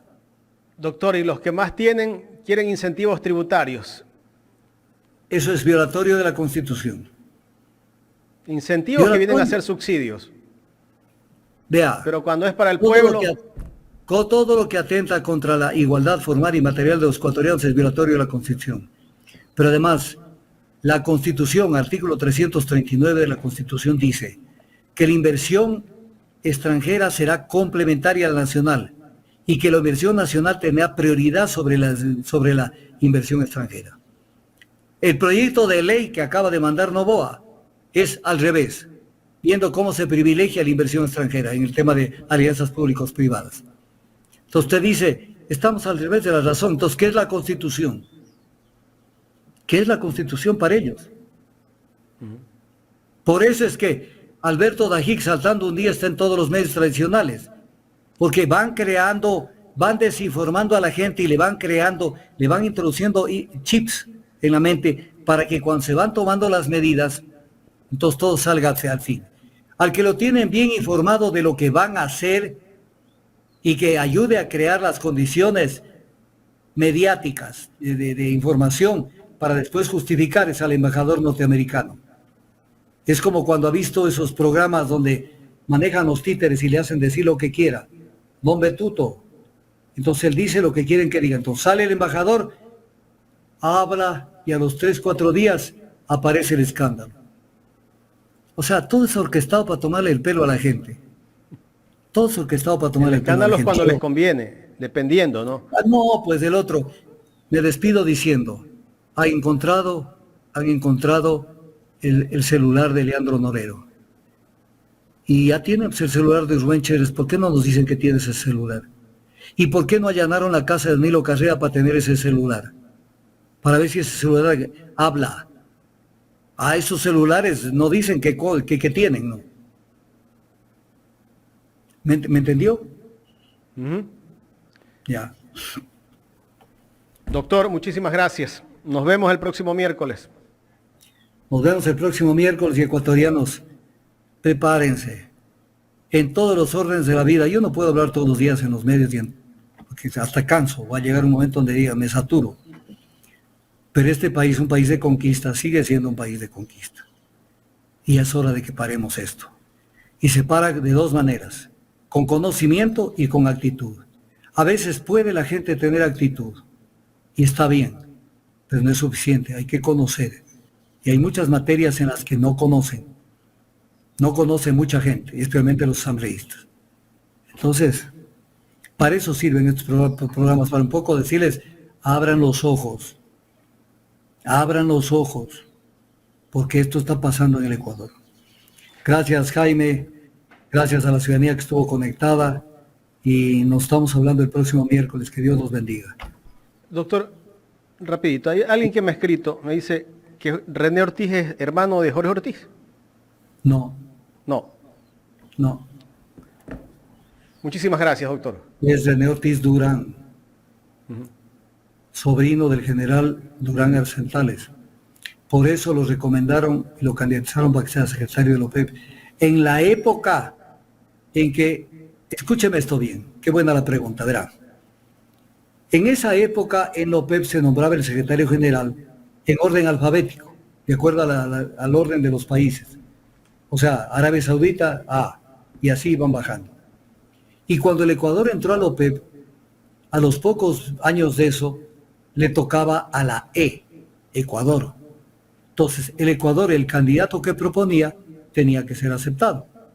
O sea, no había concurso, no había nada, no había que escoger. Y lo eligieron a él porque el tío ordenó en gobierno militar que lo candidaticen a secretario de la OPEP. Y lo candidatizaron a secretario de la OPEP y lo eligieron. Pero eso fue tan malo, la gestión en la OPEP, que él creó un precedente en la OPEP. A partir de él, la OPEP decidió que ya todo se haría ya no en orden alfabético, sino en función de los candidatos. Porque soportar otro René Ortiz en la OPEP no iban a soportar. ¿Entendió? Gracias, doctor. Nos vemos. Pero sin embargo, acá vino 2 ministerios que le dieron. Gracias al doctor Augusto Tandazo.